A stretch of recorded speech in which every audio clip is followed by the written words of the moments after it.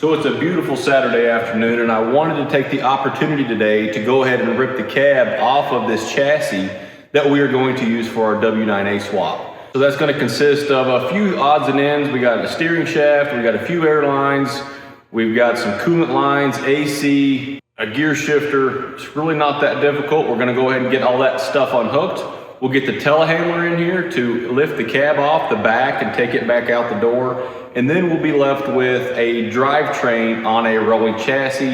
There is an engine stand between you and I right now. We're gonna go ahead and rip the engine and trans out of the chassis itself. We'll get it set up, that way we can work on it as well, because if you'll remember from our last video, it is hurt, the engine is hurt. We do need to do some repairs on it as well, along with getting the frame cleaned up in order to go ahead and graft on our front Kenworth frame horns so we can install our front suspension.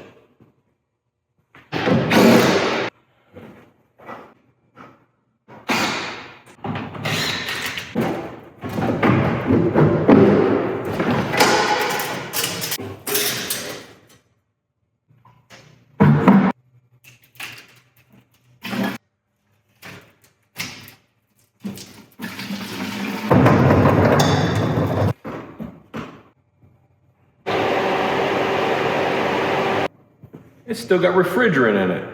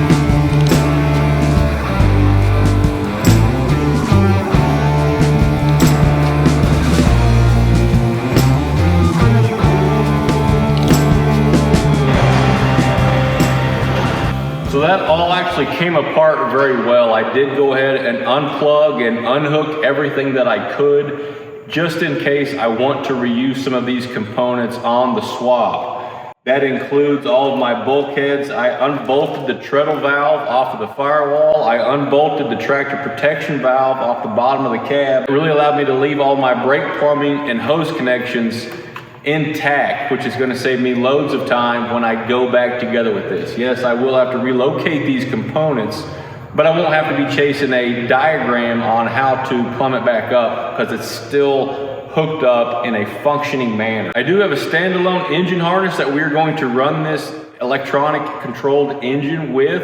It has a pass-through bulkhead that goes through the firewall, which is going to be really nice. And I'm also going to wire my truck chassis, be it headlights, taillights, all of that other garbage, through bulkheads as well. That way, if something ever needed to be disassembled or taken apart, you can do so just like the new trucks are from the factory. This engine is hurt. We seen the blow by, honestly, probably showed up on video even pulling the truck in here.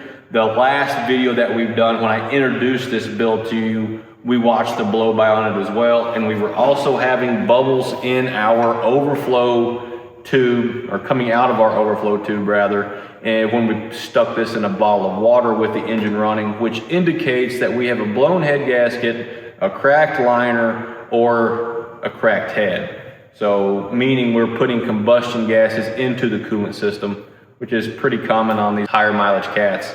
I do have the means to go ahead and repair this engine inexpensively We'll go pretty well in depth in that, because that's something that'll actually convey pretty well to anybody's situation. Because if you're running one of these engines, the issues that I'm experiencing with this one honestly happens with all of them. So we'll rip it down, we'll do some diagnostics, figure out why it's doing what it's doing, and then I will basically show you how I'm going to go back together and fix it.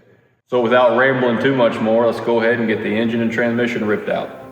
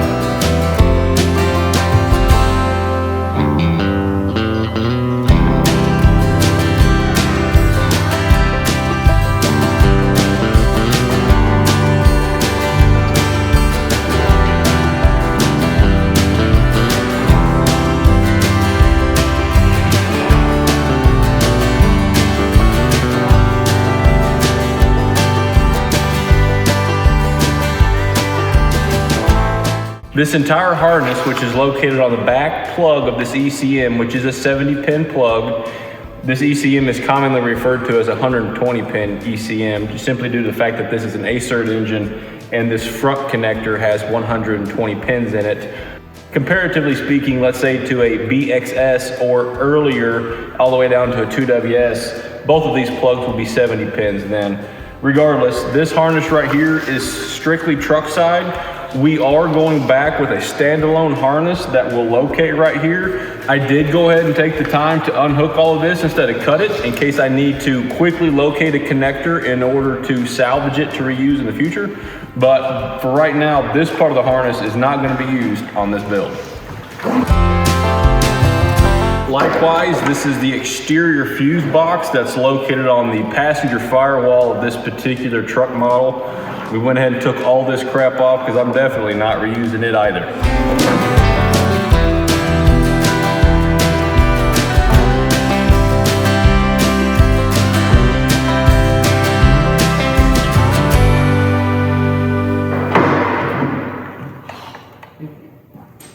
Okay.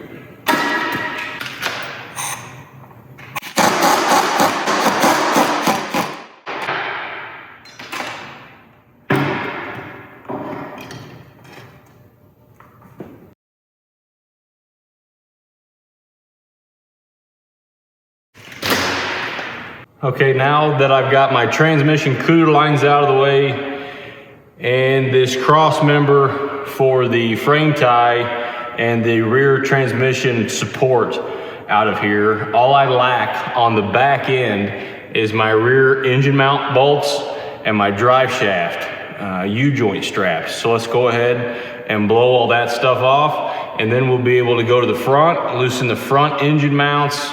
We lack just a little bit up there with the power steering lines, fuel lines, and then this thing will be ready to pop out of here.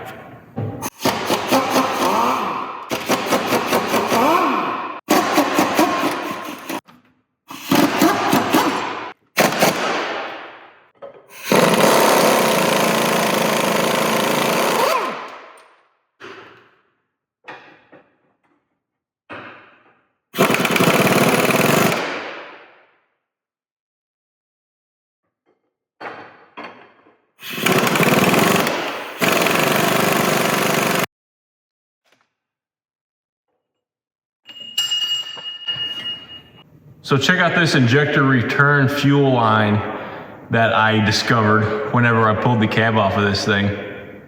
Whoever put this on, or maybe they serviced something that they had to take it off and put it back on, possibly, they tied it in a knot.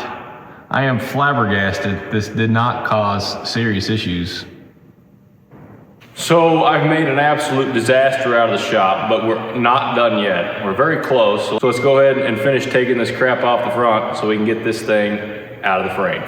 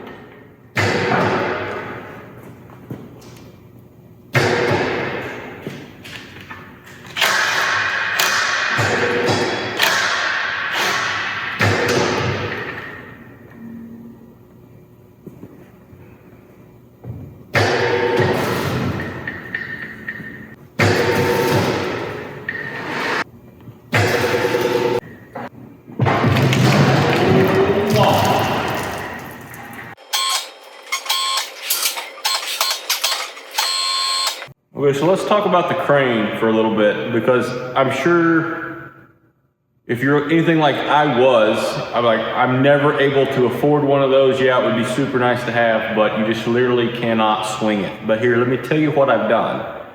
I got on eBay, found this crane, which was the bridge, the trolley, the trucks, the I-beam for the rail, and the railroad iron. I bought this stuff out of Ohio. Pretty sure it was Ohio. Sent one of my trucks after it to pick it up to bring it back. But if you don't have that capability, honestly, freight would have been probably the cheapest part of the whole situation. But I bought everything but the uprights for $21,000. I did take a little bit of a gamble hoping that everything would work, but I did buy it off a reputable reseller that assured me that everything was functional whenever they took it down. So when I got it here, yes, I have erected the uprights for it.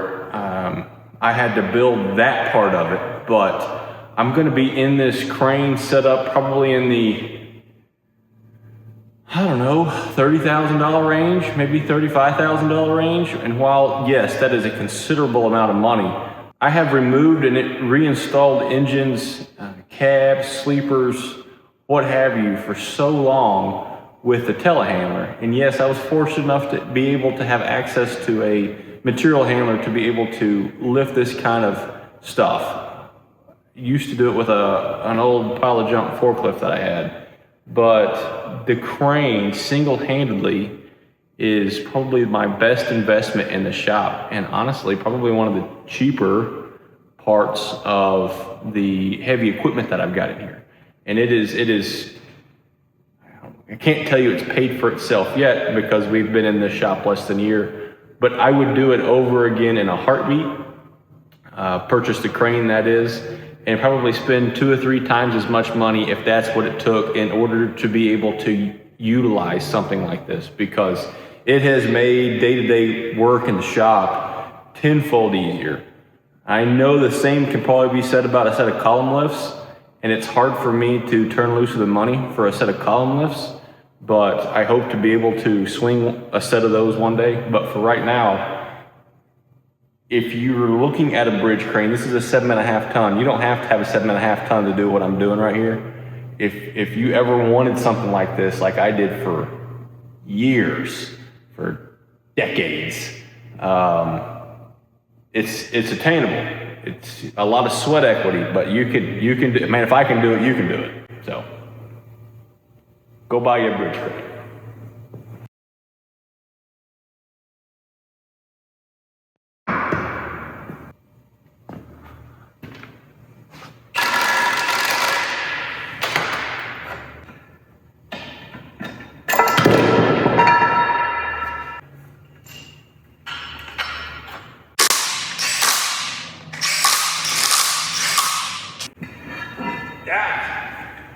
So the bolts were seized in our old front engine mount, and I wasn't about to take a hammer to this upside down to try to knock these out. So we went ahead and located a new front engine mount on this engine so we can go ahead and get it on our stand.